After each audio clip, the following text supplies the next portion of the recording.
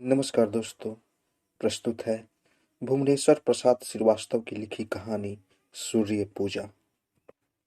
अंधेरी धूप गलियों में हवा लपटों की तरह ऊंचे सीले मकानों से टकराकर एक हरस हिंसक आवाज करती हुई भर भर जाती थी। मोटा भद्दा डॉक्टर और दुबला रोगी सा विद्यार्थी विलास हाथ में डाले फिसलौने खचड़के पर खामोश चले जा रहे थे। कीचड़ से बचने के लिए वह बराबर मेढकों की तरह फुदक रहे थे। एक बारगी विलास का पैर कीचड़ में छपक गया और वह उतावली से चिल्ला पड़ा, डॉक्टर, तुम मुर्दा हो, बिल्कुल मरे हुए। इससे ज्यादा कुछ भी तो नहीं। तुम जानते हो तुम मुर्दा हो। मैं तुम्हें कितना चाहता हूँ, लेकिन मेरे चाहने से क्या होता है। तुम तो मरे हुए हो। अच्छा अच्छा, डॉक्टर ने अपने हाथ का पूरा सहारा देते हुए बेमन से कहा। मैं तुमसे इतनी साफ गोई इसलिए कह रहा हूं कि मैं तुम्हें चाहता हूं। क्या तुम जानते हो मैं तुम्हें कितना चाहता हूं? हाँ हाँ, क्यों नहीं जानता। यह तो नरक है डॉक्टर, नरक। यह मुर्दों की बस्ती है। यह भरा पूरा शहर मुर्दों की बस्ती है। बाज मर्तबा तो मैं सोचने लगता हूँ कि यह बिल्कुल खाली है। यह शहर है कि नहीं, यह कोई प्रेत है। डॉक्टर, क्या यह मुमकिन है कि इस मनहूस शहर में हजारों हजारों आदमी सिर्फ खाने पीने और सोने के लिए ही जिंदा है? अंधेरा, कीचड़, आंधी, बारिश, चारों तरफ देखो, कहीं जीवन का हल्का सा भी इशारा है? नहीं। घूम कर देखो, कोई यह यकीन करेगा कि यह एक शहर है जहां आदमी रहते हैं? जिंदा पूरे पूरे मनुष्य जो ह्यूमैनिटी कही जाती है, वह क्यों जिंदा है? माताएं प्रसव की मुसीबत आखिर क्यों झेलती है? कल्पना करो कि यह बस्ती गारत हो गई, इसका नाम निशान मिट गया। गोबर के चोट की तरह बारिश ने घुलकर बहा दिया, लेकिन दुनिया में कोई फर्क न पड़ा।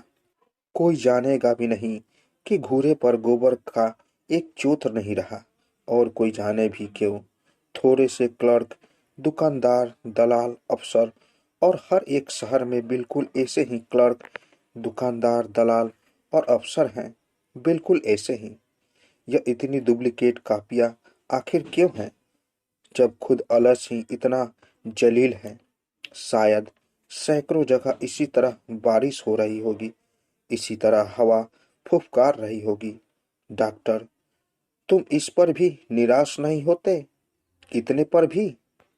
नहीं, मैं मायूस क्यों होऊंगा, डॉक्टर ने जवाब दिया तो विलास को संभालने की मेहनत से हाँफ सा गया था। उफ, तुम्हें किसी बात पर गुस्सा नहीं आता? तुम मरे हुए हो ना, तुम तो मुर्दा हो।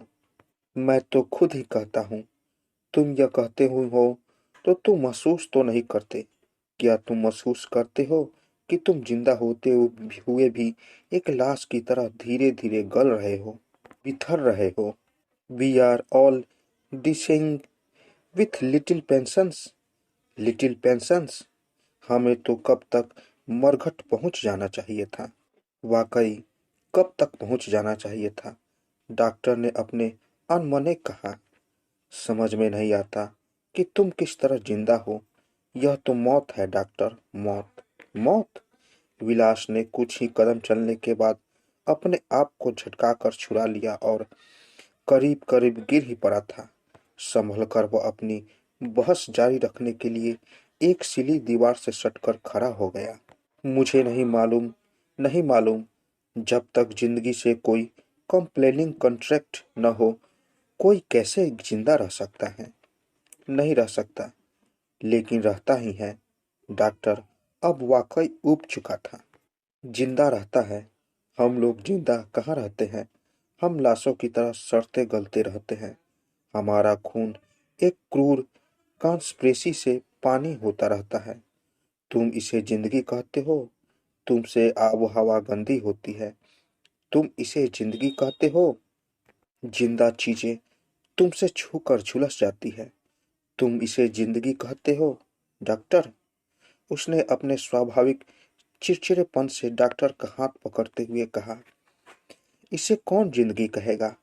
डॉक्टर, मेरे पास एक छद्दाम नहीं है, एक सिगरेट नहीं, एक किताब नहीं जिसे मैं बेच सकूं, इसलिए मैंने शराब पी ली। और इसके बाद? डॉक्टर, क्या मैं जानता नहीं कि इसके बाद अथाह प्रलय है? चलो, क्या बेवकूफ़ी है। डॉक्टर ने कुछ डांट कर और कुछ हौसला बढ़ाते हुए कहा। अंधेरे में वह फिर रेंकते हुए चल दिए। तो भी शीत हवा की लपटें इधर उधर लपलपा जाती थी। गीली छतों और काले दरख्तों के ऊपर बादल धूल के बगुले की तरह उड़ रहे थे। ऊपर ऊपर विलास बार बार कीचड़ में फिसल जाता था। मोड़ पर तो वह गिर ही पड़ा था। अगर डॉक्टर ने उसे इतनी कठिनाई से संभाल न लिया होता। बाएं बाजू पर विलास के पूरे बोझ को रोके हुए डॉक्टर वाकई थक गया था। इतना कि एक सेकंड में उसे यह सब यथार्थ ख्वाब सा मालूम होने लगा। वह जानता था विलास का हाथ जो उसके हाथ में पड़ा हुआ है काफी ऊंचा उठ गया है और वह करीब करीब पीछे घिसट रहा है। पर वह बहुत थक गया था और उस मकान के साथ उसके मन में एक अजीब कुरूपता आ गई थी। अपने हाथ को जरा आराम देने में अजाने उसने विलास का हाथ और ऊंचा कर लिया और विलास ठोकर खाकर एक बारगी गिरा गिरा हो गया। डॉक्टर, जैसे विलास का दिमाग ठोकर खाकर एक बारगी बिचक गया हो। आओ, हम यह दुनिया त्याग दें। बुद्धू की तरह हम इसे त्याग दें। उफ, आओ हम इसकी किसी झूठे देवता के सामने कुर्बानी दे दे। और विलास की जबान लड़खड़ाने लगी थी। लेकिन मैं इस दुनिया को प्यार जो करता हूँ। डॉक्टर, तुम जानते हो मैं तुम्हें कितना चाहता हूँ, लेकिन तुम तो मुर्दा हो। डॉक्टर ने एक बारगी चमक कर कहा, शट अप। और फिर जैसे धीरे धीरे बच्चों की तरह सुबकने लगा। विलास ने अपना हाथ छुड़ा लिया। मैं इसे प्यार करता हूँ।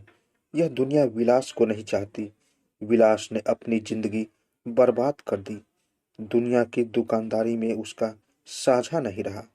पर विलास इसी दुनिया के अनगिनत प्रोलिटे प्रोतिलियर्ती को प्यार करता है, क्योंकि उसे जीना है, जिंदा रहना है।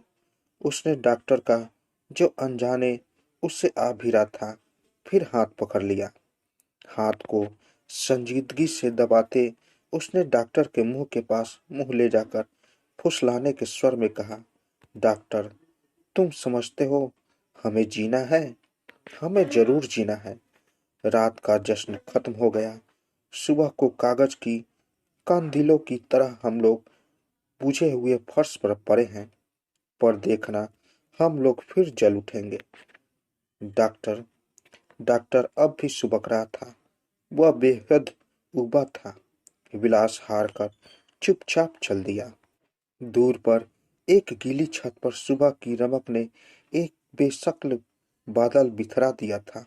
सामने म्युनिसिपैलिटी की लाल धुएंदार लालटेन जल रही थी। आग की तरह चिपकी सूजी हुई आंख, जिसमें सामने की रोशनी से खून का एक बूंद डबडबा उठा। विलास उसे देखकर चिल्ला ही उठा, देखो, वह नई दुनिया की रोशनी है, उस दुनिया की जिसके लिए हम जिएंगे।